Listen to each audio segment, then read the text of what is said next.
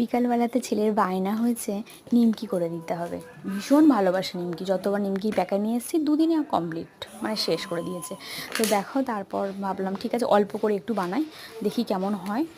তো প্রথমে একটু কালো জিরে, লবণ আর সাদা তেল দিয়ে একটু ময়াম দিয়ে নিয়েছিলাম। তবে কি বলতো, বেশি ময়ামটা না দেওয়াই ভালো, যেটা বুঝলাম।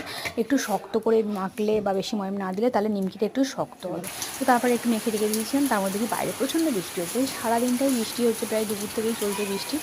তো ভালোই বৃষ্টি হচ্ছিলো, দিয়ে কাজের কাকিমাও বিকালে আসেনি। তো তারপরে দেখো, কিছুক্ষণ পরে ওটা মাখা ছিল, তারপর রুটিন শেপ করে ওটাকে বেলে নিলাম।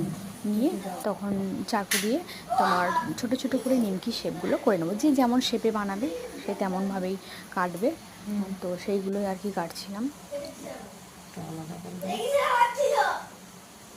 তেল গরম এইভাবে হয়ে কেটে গেছে। নিয়েছিলাম, কেটে নিয়ে তারপরে তেল গরম হয়ে গেছিলো, নিমকিগুলো ভেজে নিয়েছিলাম লাল লাল করে।